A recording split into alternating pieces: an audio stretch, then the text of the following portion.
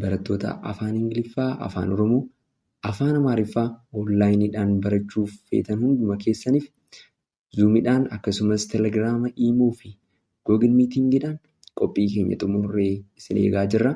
Kanaafuu lakkoofsa gara gadii kanaan bilbilaatu nu dubbisaa, nama guruuppiidhaan nama 5 irraa kaasee baradhaa isiniin jenna. Tolee, akkam jirtuu? Baga nagaadhaan irra deebitanii gara gaaddisaa tuubiitti dhuftanii har'a immooyyuu qubee irraa gara dubbisaatti ceenee jirra jechuudha. Kanaafuu imala keessan itti jabeessaa hamma dubbisa sirriitti dandeessanitti jechuudha. Kanaaf har'a dubbisa jechoota sassalphoo kan ilaallu ta'a. Viidiyoo koo haa jalqabu. Garuu haroo taatan sabskiraayib gochuu keessan akka hin irraanfanne. Egaa isheen tun Ingiliffaan maal jedhamti qubeen tun? E jennaani. Har'a garuu akka aatti dubbisna.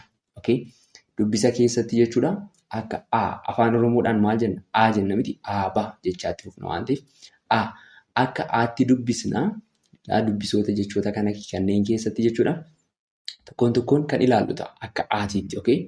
For example, kanaan siidhaan jechuudha. Yeroo tokko yeroo dubbisnu sii turte ishee tana maal goonaa? Ka jenna. Ka gara kaatti fudhannee isheen tun aan immoo akka aatti dubbifamti waan ta'eef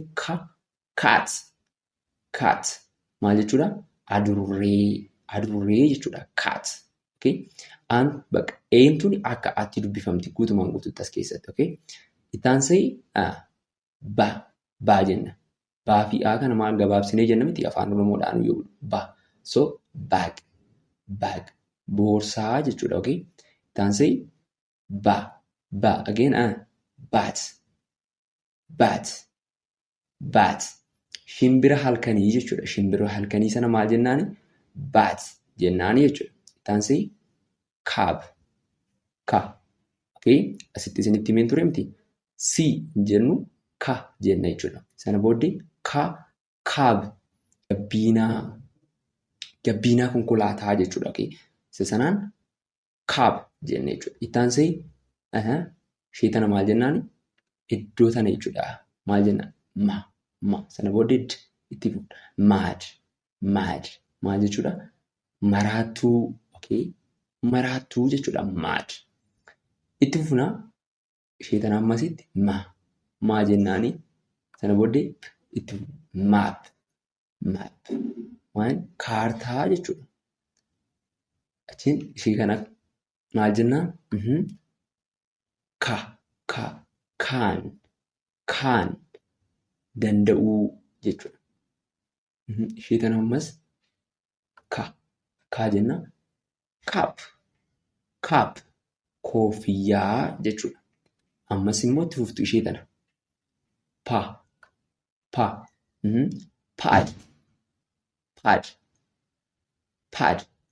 Mi'a laafaa jechuudha. Mi'a laafaa. Maraa waraqataa ta'uu mala. Isa sanaan paad jennaan. Isa kanaanuu maal jennaa? S ture. Qubeen kun S ture. Aan yoo itti makamtu maal goona?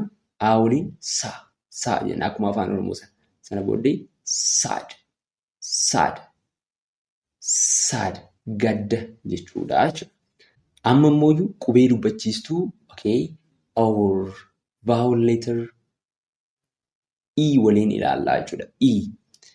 Dha Ingiliffaan jennaan vowel letterii tanaan. So tana akkamitti dubbisna? Dubbisa keessatti immoo jechuudha. Karaalee adda addaatiin dubbifama. Garuu har'a kan isin itti himuu barbaadu tana afaan Oromoo akka afaan Oromoo eetitti akka dubbifamtu isinitti agarsiisuun barbaada. Tolee. Jenna akkuma afaan Oromoo sanaatitti jechuudha. Dha garuu yogguu Ingiliffaan yogguu jettan dha garuu immoo yogguu dubbistan akka sagalee eetti jechuudha. For example, isa kanaan maal jennaa? Yee jenna miti? Yee. Sana booddee itti dabaludha. Yes. Maal? Eeyyeen jechuudha. Eeyyeen. Ishee tana akka eetti jechuudha. Itti aansee immoo ishee tanaan maal jennaan? Tamaan paapee kan jedhu sana yaadadha afaan Oromoo keessatti yogguu dubbistan. Kanaafuu ishee tana pee jennaan.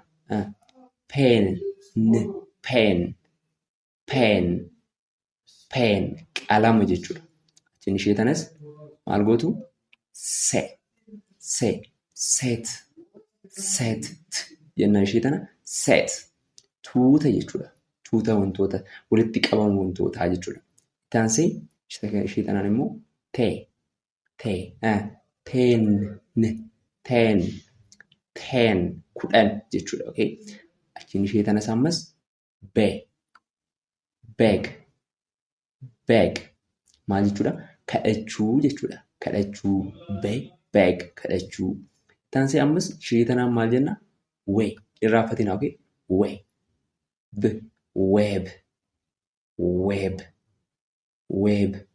Weebsaayitii jechuudha. Okay. Ishee tanaan ammoo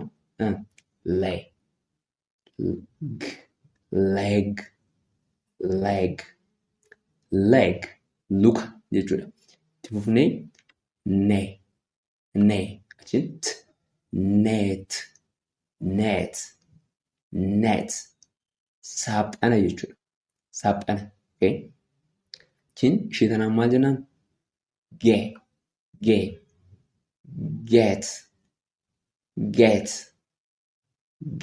Okay.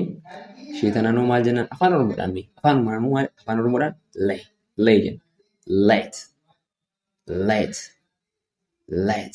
Let jechuun hayyamuu jechuudha. Wanta tokko akka raawwannuuf. Get jechuun immoo karra jechuudha. So viidiyoon koo har'aa isuma kana ture. Qubee dubbachiistuu yookaan vowel letter A akka Aatti dubbisnee akkasumas immoo vowel letter E jechuudha akka Eetti dubbisnee jirra. So viidiyoon koo har'aa kanuma. Viidiyoo itti aanuun immoo qubee dubbachiistuu or vowel letter O fi U akkamitti dubbisna kan jedhu kan ilaallu ta'a jechuudha.